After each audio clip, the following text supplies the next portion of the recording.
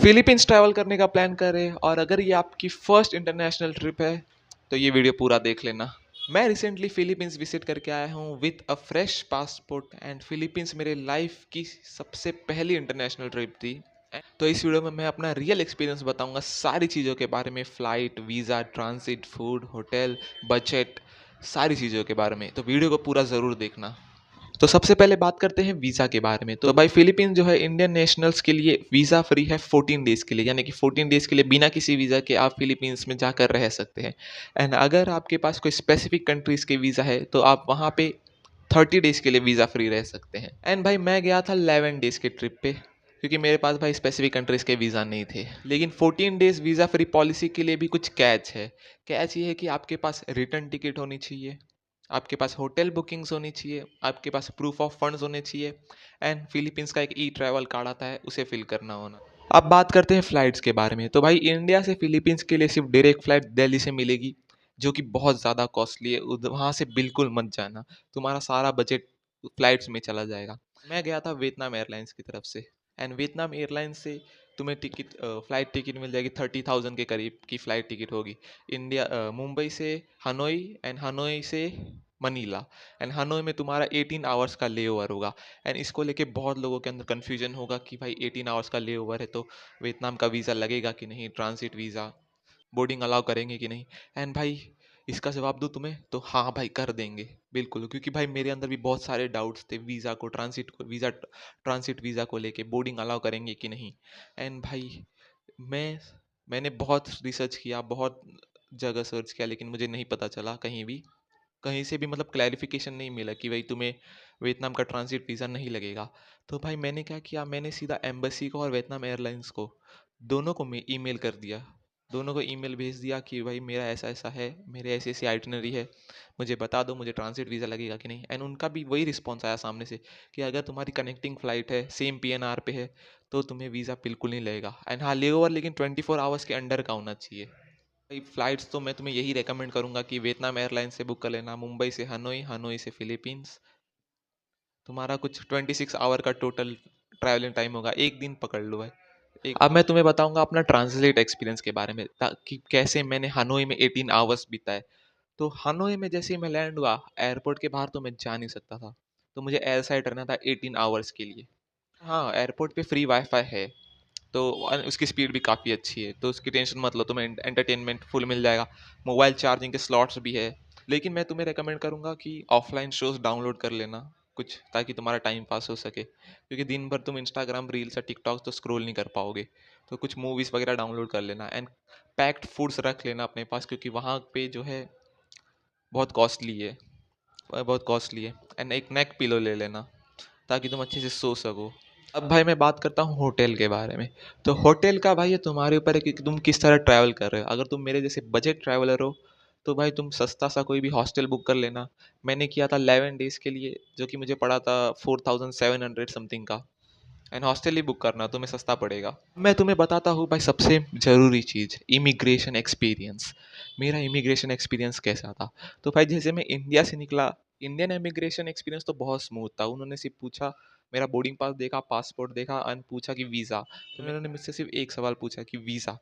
तो शायद कन्फ्यूजन था, उन्हें नहीं पता होगा, तो मैंने उन्हें बता दिया कि फिलीपींस 14 डेज़ के लिए वीज़ा फ्री है।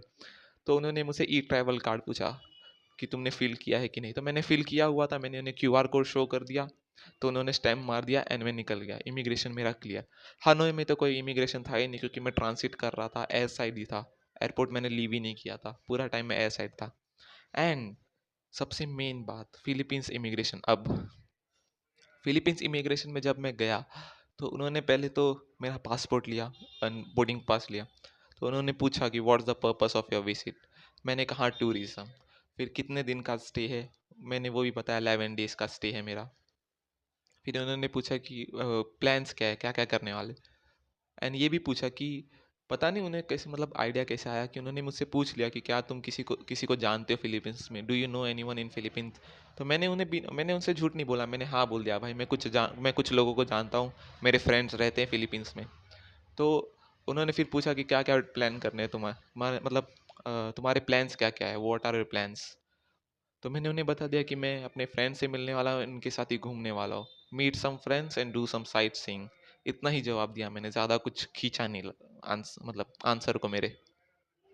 तो उन्होंने बस स्टैम्प मार दिया एंड मेरा इमिग्रेशन क्लियर है। एंड भाई मैं बहुत नर्वस था, सच बताता हूँ, इमिग्रेशन के टाइम पे, क्योंकि मेरा फर्स्ट टाइम था।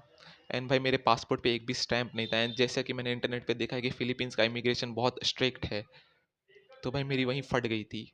लेकिन फिर भी मेरा फर्स्ट टाइम एक्सपीरियंस बहुत स्मूथ रहा, ज़्यादा कुछ भी प्रॉब्लम्स नहीं आया, ज़्यादा कुछ क्या, कुछ भी प्रॉब्लम्स नहीं आया, एकदम स्मूथली मेरा इमिग्रेशन हो गया। एंड हाँ, अगर तुम किसी को जानते हो फिलीपींस में, मैं एक रेकमेंड करूँगा, अगर तुम किसी को जानते हो फिलीपींस में और इमिग्रेशन वाला पूछे तुमसे, पता नहीं क्या उन्होंने मुझसे भी कैसे पूछ लिया, मैंने तो उन्हें बताया नहीं था।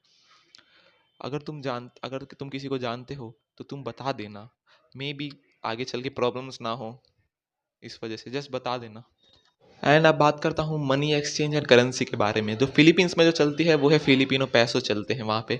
एंड वहाँ पर इंडियन रुपीज़ लेके बिल्कुल मत जाना, बहुत घटिया रेट है इंडियन रुपीज़ का। यूएस डॉलर्स ही लेकर जाना। मैं यूएस डॉलर्स ही लेके गया था एंड इंडियन रुपीज़ का रेट वहाँ पर बहुत बेकार है। एंड एयरपोर्ट पे एक्सचेंज मत करना। एयरपोर्ट पे वैसे तुम $100 एक्सचेंज कर लेना, लेकिन बाकी के एक्सचेंज मत करना, बाहर एक्सचेंज करना, क्योंकि बाहर तुम्हें ज़्यादा मिल जाएंगे, 100-150 पैसों कुछ ज़्यादा मिल जाएंगे तुम्हें। अब बात करते हैं फूड और ट्रांसपोर्टेशन के बारे में। तो मतलब फूड के मामले में अगर बताओ तो तुम्हें वेजिटेरियन ऑप्शंस बहुत कम मिलेंगे, ऑलमोस्ट हर कोई नॉन वेज खाता है, तो वेज ऑप्शंस तुम्हें बहुत कम मिलेंगे। एंड ट्रांसपोर्टेशन वहाँ पे बहुत चीप है, जीपनी यूज़ कर लेना, या फिर ये ग्रैब और मूव इट, ये 2 ऐप यूज़ कर लेना। लोकल टैक्सी के पीछे मत जाना, क्योंकि वो तुम्हें ठग लेंगे। अब मैं तुम्हें बताता हूँ सबसे इम्पोर्टेंट चीज़, बजट कितना लगेगा, पैसे कितने लगेंगे। तो भाई ये रहा बजट का ओवरऑल ओवरऑल बजट। मेरा तो इतना लगा था भाई, देखो मेरा लगा था फ्लाइट्स का 30,000 round trip, Mumbai Hanoi Philippines, then Manila, sorry, then Manila Hanoi Mumbai. Round trip का मेरा लगा था 30,000। एंड हॉस्टल का लगा था 4,700। एंड हाँ, ये चीज़ मैं एक चीज़ बताना भूल गया कि हॉस्टल अगर तुम बुक कर रहे हो तो हो सके प्रीपेड बुक कर लेना, लाइक पेमेंट कर देना।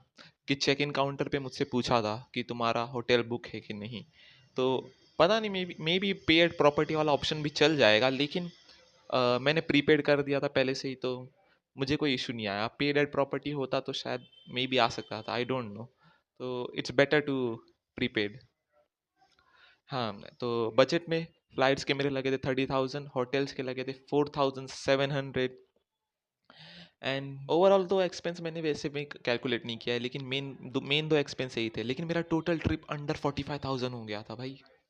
टोटल ट्रिप मेरा अंडर 45,000 हो गया था, जिसमें सबसे महंगा खर्चा था फ्लाइट्स का 30,000, हॉस्टल का लगा 4,700।